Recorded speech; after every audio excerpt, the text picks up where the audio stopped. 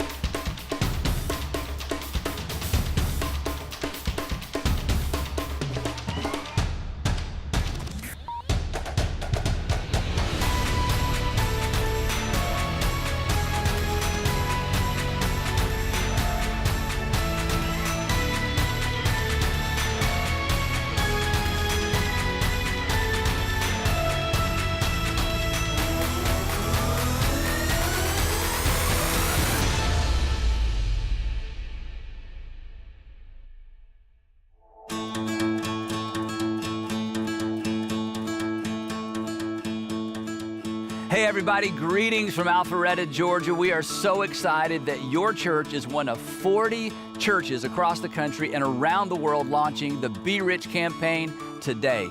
Thank you for being a part of this year's extravaganza of generosity, joining our 6 Atlanta area churches, as well as our North Point online audience in alphabetical order. And be sure to make your presence known. We have Anthem Church in Florida, Athens Church from right here in the state of Georgia, Beachside Community Church, Bethel, Philadelphia Mills, Citrus Point Church, Fraser Point Church, Greenbrier Church, Lake Oconee Church, LCBC in Pennsylvania, all 9 campuses. Again, thanks for joining us for this year's BeRich campaign. Longleaf Church in Warner Robins, Georgia. New Beginnings Community Church, New Vintage Church out in California.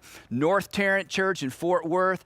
Northbridge Community Church, and Open House Church in Costa Rica. We're so glad you guys are joining us this year.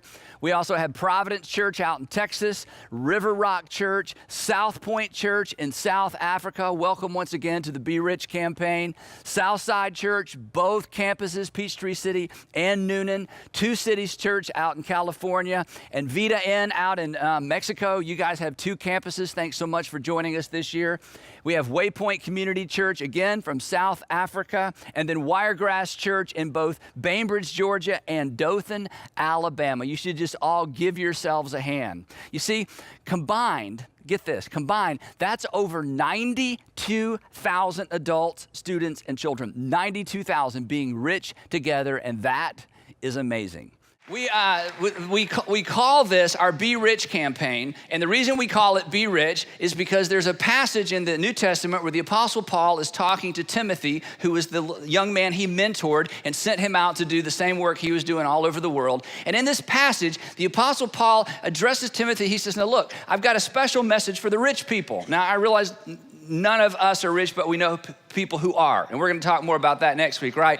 He said, I've got a special message for rich people, Timothy. And so Timothy wrote it down. He said, here's what I want you to tell the rich people. He said, command those who are rich in this present world to do good and to be rich. And so we lifted that phrase out to just, make that our theme. To be rich in good deeds and be generous and willing to share. And so every year at this time, we talk about what it means to be rich, how to be rich, and we practice being rich. And the reason we practice is this. Some of you someday are going to be rich, and I want you to be good at it, because most rich Americans are bad at it. In fact, the more that an American makes, generally, the less they give. Not in terms of dollars, but Jesus doesn't care about dollars, in terms of percentage. In fact, the median household income right now in the United States is about $50,000. And people who are in that income range generally give, all in, church, all their charities, give about 6% of their income. But as the income goes up, when you get to about $200,000 a year, the percentage drops to 4%. And the higher you go, the lower percentage. So while they're giving away more dollars, they're giving away a smaller percentage. And as we're going to see, Jesus says, I'm not impressed with the number of dollars. I'm impressed with the percentage. So if you ever become rich, I want you to be good at it. And if I ever become rich, I want to be good at it. In the next few weeks, we're going to discover that most of us are way richer than we thought we were, but we want to be really, really good at it. So this year, or this time of year, we practice, I know you're not there yet, we practice being rich so that if you ever cross that imaginary line, you'll know what to do. Because we want you to be a good, rich American, not a stingy, greedy, rich American, okay? Any questions? All right, now, here's how we do this. When we started the church 17 years ago, when we just had one location, we decided to do something different than some of the churches we grew up in. We decided not to replicate all the social services that were already in our community. So we didn't start a food pantry, a clothes closet. We didn't do after-school programming for kids.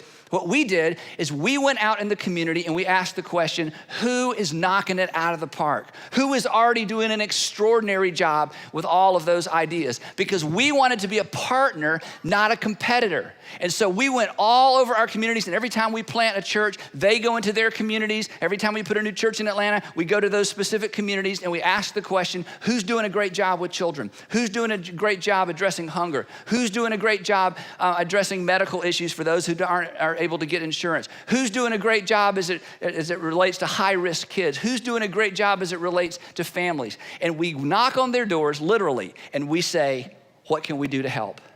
And in most of those cases, we give them money and we give them manpower. Many of you have volunteered in many of these organizations because we want to supply them with resources financially and resources in terms of human effort. We call these our Intersect partners. And in the city of Atlanta, we have 24 Intersect partners that we work with all year long, not just this time of the year. We work with our Intersect partners all year long, and we help them in terms of financial needs, and we help them in terms of supplying volunteers. And the volunteering and the organizations that we deal with are focused primarily on issues of foster care, hunger, housing, medical care, education, with a specific focus on children in particular. Then in addition to our stateside Intersect partners, because all of our strategic partner churches have their own Intersect partners, together, collectively, we come together around Global X. And Global X is the organization within our organization that looks at the needs of the world. And through Global X, we send 1,000 or more people every year, and many of you have been on those trips, 1,000 or more people every year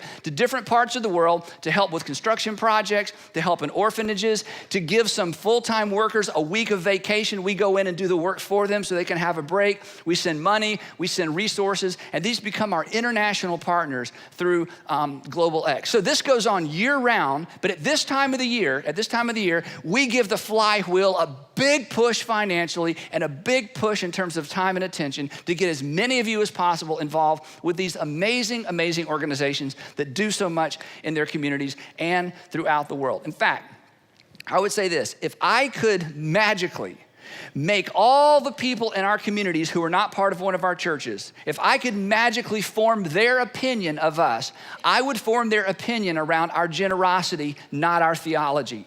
In other words, if I could go to all the skeptical people that have a bad attitude toward church, especially a bad attitude toward megachurch and a bad attitude toward Christianity in general, and if I could shape or form their opinion about us, it would be around generosity, not theology. Because generosity is powerful, and generosity tears down walls, and generosity makes us hard to resist. And no strings attached generosity is even more powerful, and it is central to the message of the gospel, because for God so loved the world, he what?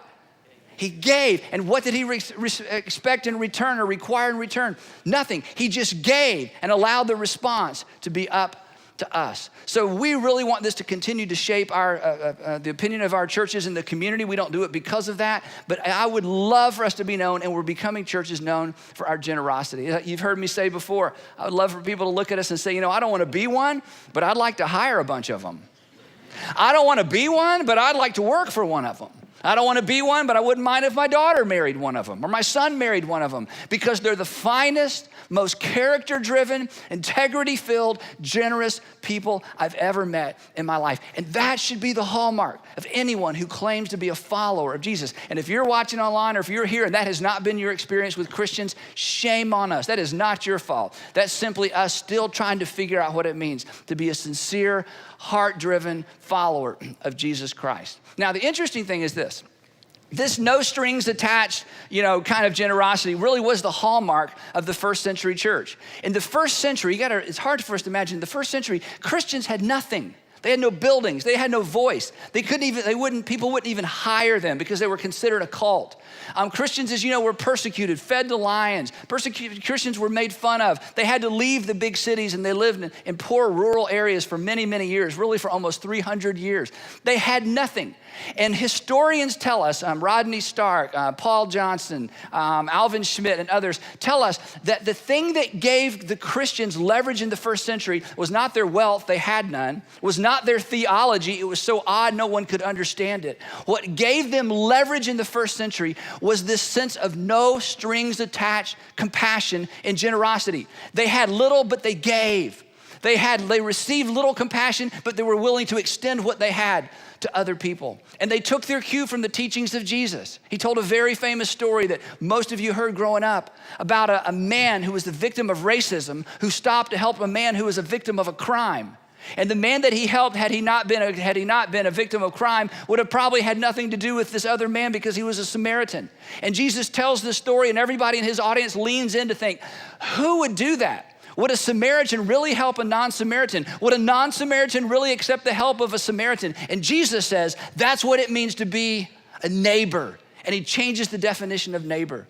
And then he gathered his followers, his closest followers, in the upper room where right before he was to be arrested and crucified, he shared one of his most impactful messages. And he said this: if you are ever in a position of power, if you are ever in a position of authority, if you ever have influence, mark my words, that power, that influence, that authority has been given to you for the sake of others who have less power, influence, and authority.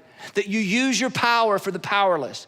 And in that moment where John tells us that Jesus recognized that all authority had been given to him, he took off his outer garment and he washed his disciples' feet, and they were so offended and they were so put off. And he says, as I have done for you, you do for other people. When you're the most powerful person in the room, you leverage your power for those who have less power, authority, and influence. And those gentlemen in that room that night, they never forgot that lesson. And it was the hallmark of the Christian movement, this extraordinary generosity. And then Jesus taught things like this. He said, if you love those who love you, what credit is that to you? Even sinners love those who love them. And he continued, and if you do good to those who are good to you, what credit is that to you? Even sinners do that. And if you lend to those from whom you expect repayment, what credit is that to you? Even sinners lend to sinners, expecting to be repaid in full. Now, when we hear this, many of us go, well, that's just common sense to us. But the reason that's common sense to us is because this ethic of generosity is so much a part of our culture. But you need to understand, it's not human nature. It is Christian culture that has trickled into and trickled down on our incredible nation, whose founders understood this kind of generosity. And so Jesus said, in a culture that didn't understand this, give and don't expect to be repaid. Now, the reason this was such a big deal in his culture was that the Greeks and the Romans gave around a word, that this Latin word liberalitas, which essentially meant you give in order to get something in return. You give to those who can repay you. You give to those who can return a favor. So the whole idea of generosity in this culture was find someone that can do something for you and do something for them first, because then they'll owe you. The way we say it in our culture is, I'll scratch your back, you scratch mine, right? And so the Roman emperors would actually print this word on their coinage, because every Roman emperor printed his own coinage. He would go through the streets of Rome or go through the streets of another Roman influenced city, and he would throw handfuls of gold into the crowd to say, I will give to you if when I'm in need, you give back to me, and basically would buy the loyalty of the people. And this was the term that was printed on much of that coinage. And so even in this first century Jewish culture, there was a sense of there was no need to give to someone who couldn't return the favor, because generosity was all about doing for others so others could do for you. Consequently, the people who had the most received the most. The people who had the most were always having favors done for them because people wanted them to be able to return the favor. And Jesus walks into this culture and he says, in my kingdom, it's not that way. In my kingdom, you give and you don't expect to be repaid. In my kingdom, you lend knowing you may never get it back. In my kingdom, you do for others what others can't do for you in return. Look how far he took it. He said, I want you to love your enemies. Do good to them. You know they're not going to pay you back. And lend to them without expecting to get anything back. And listen to what he says. Then, and only then, your reward will be great. And you will be children. You will be children. You will be like father, like son. You will be children of the Most High. Why is that, God? Because, look what he says, he, God, is kind to the ungrateful and the wicked. Jesus said, I want to change the giving paradigm. I want to change the generosity paradigm. I want to change the way you think about generosity. As my follower, you do not do for those who can return the favor. You do for those who cannot return the favor, because that is what your heavenly Father has done for you. In other words, I want you to do good for those who can't or won't do anything good for you. Now I'm telling you, this took hold in the first century with these first followers of Jesus. And they began to give around a completely different idea. The idea of caritas, or charity, is the word that you're familiar with. Giving to relieve physical or financial distress without expecting anything in return. And this became the hallmark. This became the hallmark of the local church, of the first century church. It's all they had. When 2 or 3 plagues ripped through that region of the world at the end of the first century, the second century, and at the beginning of the third century, historians tell us it was the Christians who refused to leave their villages. It was the Christians that refused to run out of town because of the plague. And they stayed there and they nursed their families and their neighbors back to health. And many of these Christians died in the process. But Christians were not afraid of death. Whereas the priests from the pagan temples were the first to leave town because they were some of the wealthiest people in town, it was the Christians that stayed. And historians tell us that when these pagans' health began to return, they turned to Christianity and began to abandon their pagan ways, not because of theology, not because of a miracle, but because of the generosity and the compassion of the Christians in their community. There's an incredible story that survived antiquity about St. Pachomius. St. Pachomius, when he was 20 years old, he lived in Egypt. His parents were both pagans. He lived in what was then called Thebes. And as a 20-year-old, the Romans came through and conscripted all the young men in his town and all the surrounding towns to be part of the Roman army. They were basically drafted against their will. And because the Roman legions knew that these men would escape as soon as possible, they actually put them in prison until they could be carted off and trained to serve in the Roman legion. While he was in prison, there was a famine in that part of the world. And he and all of his friends that had been drafted against their will in that community began to starve. And he goes on to tell the story that strangers would show up in the afternoons and the evening and slip food between the bars and give food to the guards to give to these prisoners. And day after day after day, they survived this horrible, horrible situation because of the generosity of strangers. And Pachomius began to ask questions. Who are these people? We don't know their names, and yet they've saved our lives. And he found out they were part of this new cult called Christians, Galileans, followers of the way. When his time in the Roman infantry came to an end, he sought out a group of Christians. He became a Christian. He became a leader in the church in that region. In fact, he started a whole segment of the region. That's why he's called Pachomius the Great, or Saint Pachomius. And it was not because of theology. It was part of this extraordinary generosity that captured his attention and captured his heart. As you know, Constantine made Christianity legal. Actually, in 313, he signed the Edict of Milan, which made all religions legal in the Roman Empire. But Christianity had a foothold by then, and Christianity began to grow like crazy. About 25 years after Constantine died, Emperor Julian took over. And Emperor Julian decided to return the Roman Empire back to paganism. And he began to fund the construction of pagan temples for Jupiter. He began to fund pagan worship ceremonies around all the Greek and Roman pantheon of gods. And it failed miserably. And there's a letter that survived the 4th century from Emperor Julian to a group of priests that he couldn't seem to get on board with what he was trying to do. And in that letter, he complains about the Christians. Listen to his complaint. He says this: the impious Galileans, followers of Jesus, support not only their poor, but ours as well. And he goes on to complain and say, how in the world are we going to get this thing going when the Christians continue to do more for our people than we do for ourselves?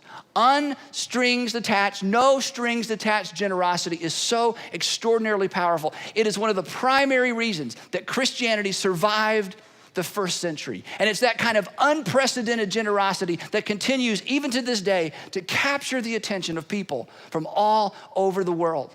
Like me, many of you have walked through some of the poorest areas of the world. And the large slum inside of Cairo, Egypt. I've been there. Rwanda, outside of Kenya, outside of Nairobi, different parts of the world.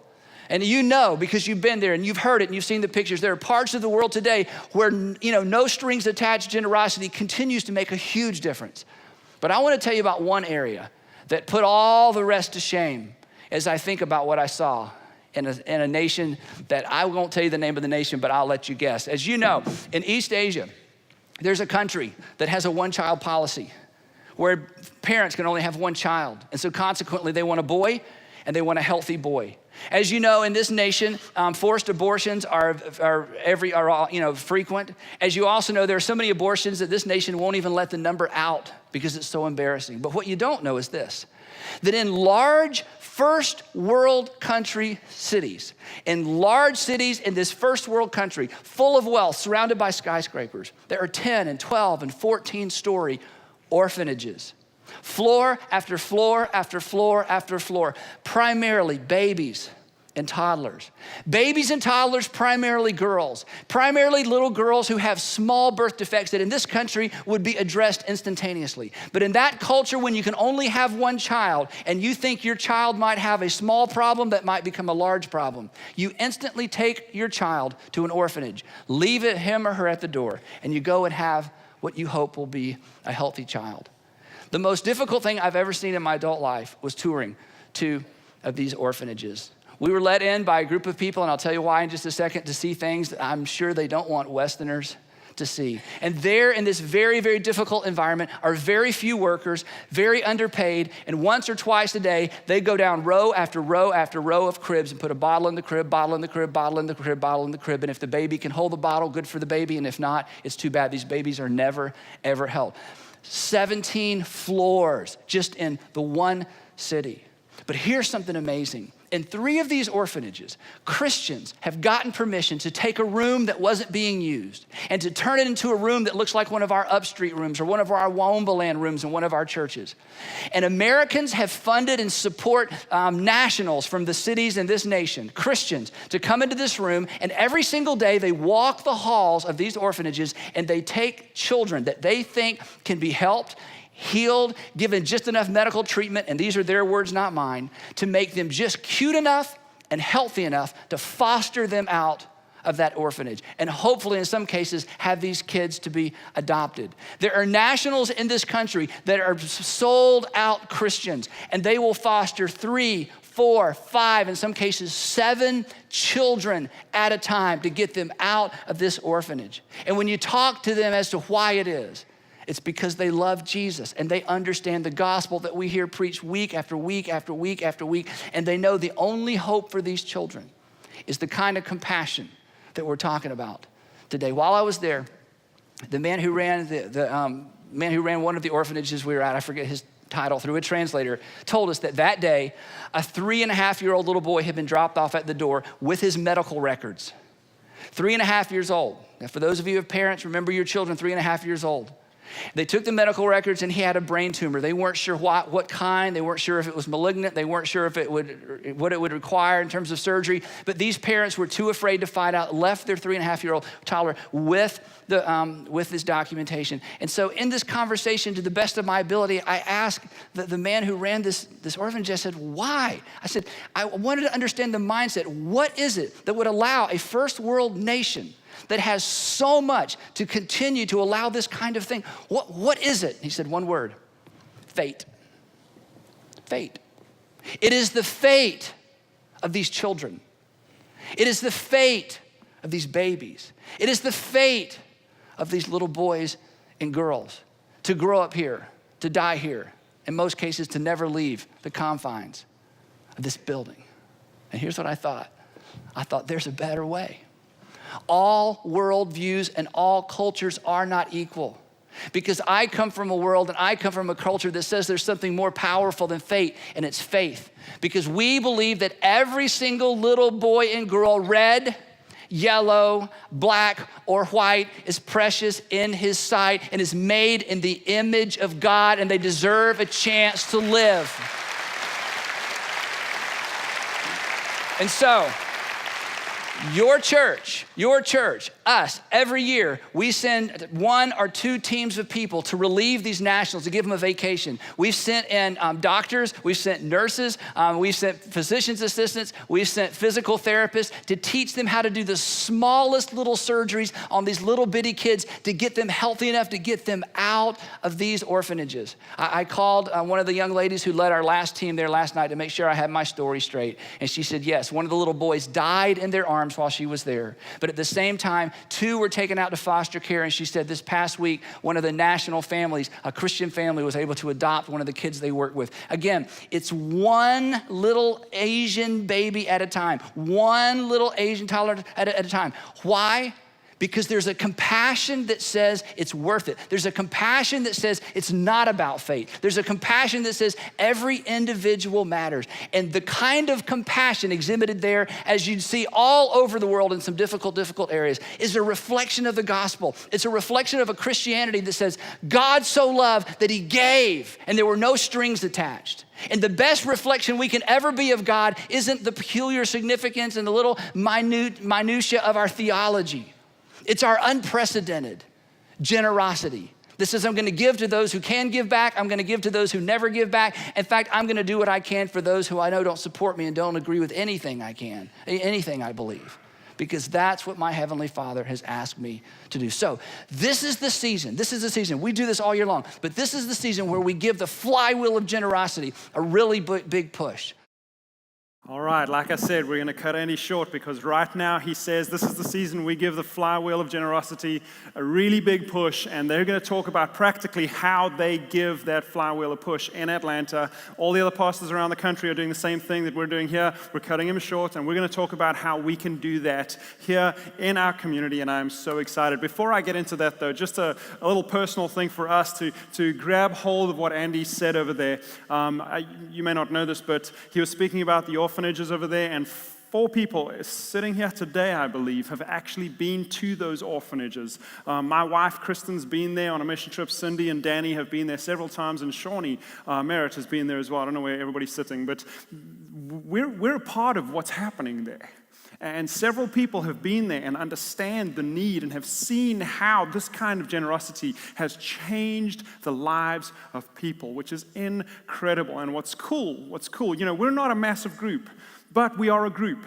And what's cool is we can decide, even before we're big, even before we're massive, we can decide, hey, can we have that kind of impact? Can we do something? Rather than nothing, can we do something for the people in our community who are also maybe not suffering with the same stuff as what Andy spoke about in East Asia, but maybe some other things, and maybe we can alleviate some things as well. One of the best things that Andy said over there that I loved so much was this: the best representation that we can be of God, the best representation that we can be of Jesus, our Heavenly Father, the best representation we can be is not our theology.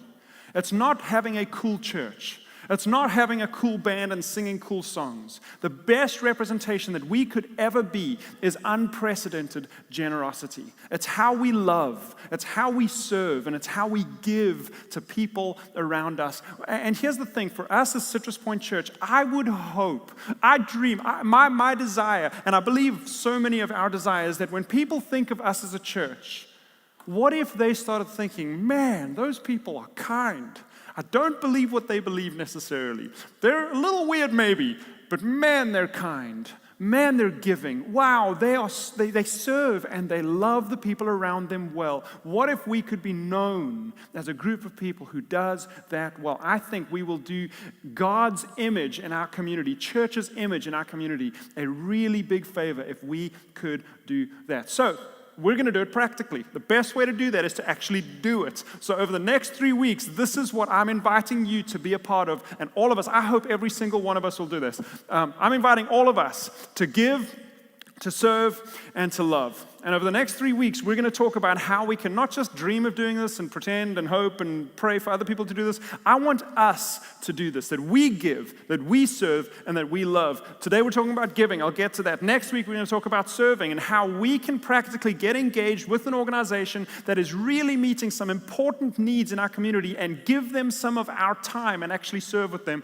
And then week 3 we're going to talk about practical ways how we can love our neighbors, your neighbor and my neighbor. How can we practically and intentionally love them? But let's talk about the giving thing. Over the last several months, we have worked really hard, like it's taken months to get here. We've worked really hard to find an organization in our community that we want to get behind, an organization that's doing a great job. And Shawnee Merritt has actually spent hours and hours and hours and weeks and months vetting organizations, nonprofit organizations, researching, finding out who is doing what and who do we want to get behind as a group. And so finally we landed on this ministry. Some of you heard of them, Metropolitan Ministries. You can check them out at metromin.org. It's an incredible organization that really helps thousands and thousands of people on an ongoing basis all around the Tampa Bay area. Their mission statement is this: to care for the homeless and those at risk of becoming homeless in our community through services that, and I love these 3 things, that alleviate suffering, the immediate need,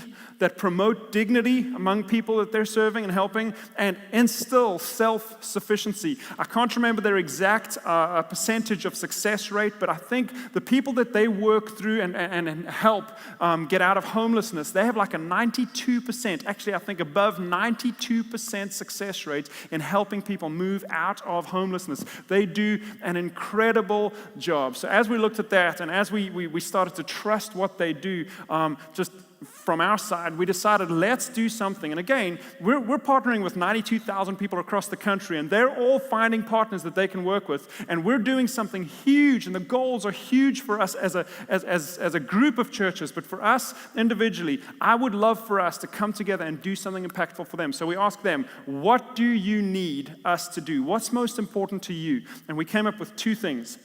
One thing is they feed people, and a group of people that they feed that like elicits a whole bunch of emotion is the children that they find that do not have access to nutritious food and sometimes any food. And so we said, how can we get behind them? And we thought, what better way to serve them is if we get our kids involved in this as well. So I'm going to tell you about the second thing is us as adults, but the first thing we want to do is kid give. We want our kids to be involved. So if you have a child in Upstreet or Transit, they're going to be talking about this as well. Because here's the thing, Metropolitan Ministries feeds 75,000 people every single month. 75,000 meals. That's a big deal. Those meals cost them to produce and to prepare $1.96 each meal. And so what we thought is, what if we ask every child in our ministry to do something over the next 2 weeks to earn $10? Do something, and not just, they don't just do this to earn it. Mom, can I have $10? They must do something so that they can feel that they are doing something to help kids in our community. So we want them to do something to earn $10 from their allowance, so it's theirs, and they can be a part of this. And then they will feed 5 children. 5 children. And what's cool is on November 20th, we're going to have someone from Metropolitan Ministries come and go into Upstreet and go into Transit and receive a check from Andy Mayer, who's telling the kids about this, and say, hey, here's the money you gave to feed kids that don't have food. So we're super excited about that. I hope you can get behind that if you have kids. So that's really cool. Now, we're going to move on to the adults. What are we going to do? Here's what we want to do. We asked them, what's a very important task, a goal, a thing that you're trying to do right now? And what they told us is homelessness is such a big deal, and they've become really good at helping people, but that means they're finding more people that need their help and apply for their help. So they want to expand their ability to help homeless people in our area. So they are going to be building 24 supported housing units for homeless families and children. Problem is, that costs money, and the goal that they need to raise for this is $2 million, okay? So we would love to help them. The cool thing is they have a donor who's pledged to match $250,000 up to $250,000. So every single dollar that we give as a church will be doubled. And by the way, I found out as I was walking in the door this morning that someone has pledged to double to match the kid give as well, which is so fun as well. So every dollar we give as a church is going to be doubled, which just makes our impact just a little bit more. So that's what we want to do. We want to get involved in this thing, and getting involved in this not only is going to help homeless people now, but if we build houses and are part of building houses, that will help them for the long term as well, which is fantastic. And we may be part of helping hundreds, if not thousands of people move through that tough time in their life. So here's what I want from you, okay? And I don't usually do this. I don't like to put pressure on people, but here's the thing. I'm not putting pressure on you for me or for Citrus Point Church or for us. I'm putting pressure on you for them. I would love to invite every single one of us to participate. We want 100% participation. But you may say, well, I'm not part of this church. I'm sorry, you came on the wrong day. Okay? Sorry about that. I would love, whether you're a Christian or not, you may not believe in God, but you know there's a need, and you can help meet that need. And let me tell you this, every single cent, literally every single cent that comes in and is given to BeRich is going to go out. We are not going to have no shipping and handling, there's no admin fees, we're even going to pay the credit card bill that comes, when you give, they charge us few percent. We're going to pay that as a church as well. Every penny that comes in, we're going to give that straight to Metropolitan Ministries because we want to help them do this. We want to be rich in the way we give to our community, and we want the reputation of the church to change, that we are generous for generous sake. That's what we want to do. So I'm going to make it super easy for you, okay? All you need to do for the low price of $39.95, you can be part of BeRich. And we want to make it easy. So if you want to be part of this, if you want to be an owner of it, and I'm asking you, please, 100% participation, all you need to do is give $39.95. And we want you to do it today. Now, I'm not talking $39.95 for every month for 6 months. I'm talking $39.95 today. And if we do that, we could make just a little dent in what they're doing. Now, here's the deal. Some of you look at $39.95 and you laugh.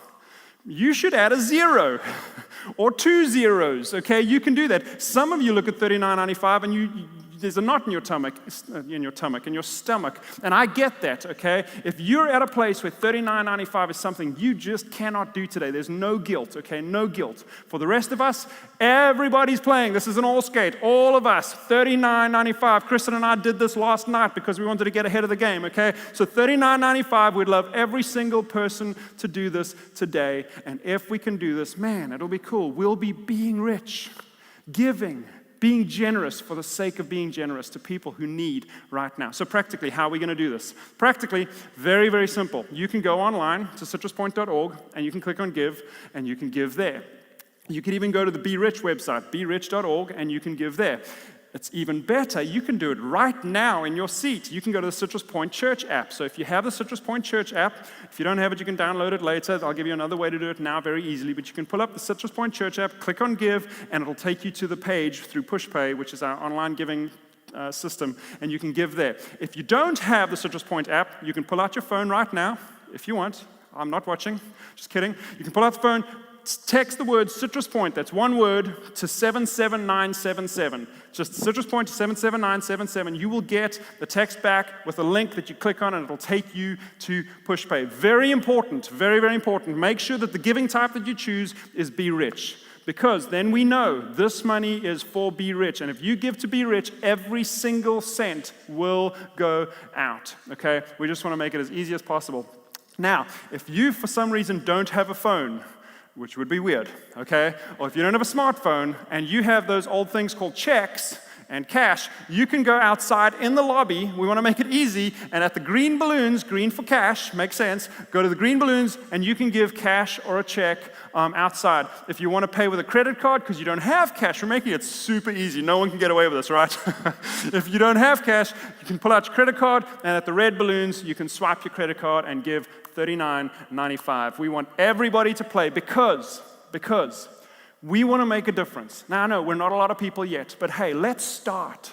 Let's start making a difference in the lives of people who really need it, and you can get involved with this. The goal for us as all these churches is $2.6 million. Now imagine $2.6 million thrown into our communities to do good and to be rich. Man, that's so cool. And if you play a part in that, you will have ownership in doing this. For us, Metro Ministries is what we want to give to, and we want to help them do it. So everyone, please be a part of this. $39.95 is all it takes. Your kids are going to do $10, and that's just how we want to do this. Now, I'm going to pray for us, and then we're going to head out. When I'm finished praying, then we're going to play a tiny little video, just a 45-second video, and then you can stand up and you can head out. But here's the deal. Wouldn't it be cool? Wouldn't it be cool if Citrus Point was known as a group of people who didn't worry so much about their faith that they forgot about the people around them? Who didn't worry about their faith so much, and I know this, and I know the Bible, that they forgot about the real needs of people around them. Wouldn't it be cool if people thought about us and thought, wow, I don't believe everything they believe, but I like them because they're kind, because they're generous, because they give, because they serve, and because they really do love.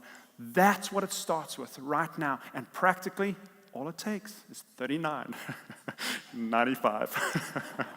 Let me pray for you, and then we're going to head out. Father, thank you so much that you are a good God. Thank you so much that you are a generous God, that you gave way more than $39.95. You gave your Son to prove how much you love us, to change our lives, to change our eternities, to change the lives of so many people. God, I pray that you will help us reflect you well by being generous, by serving, and by loving. Help us do this, and help us do this well. In Jesus' name, amen.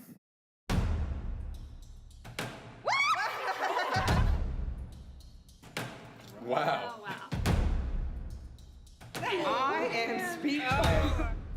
It's a campaign called BeRich. Wow. Whoa. Oh my goodness. Oh my goodness. Oh my goodness. Sorry. We really take seriously the call to remember the poor. Water, healthcare, education. Helping women rebuild their life. Help kids get jobs. You're doing it all. So many lives are going to be touched by this. You guys keep doing this, you give Christianity a really good name.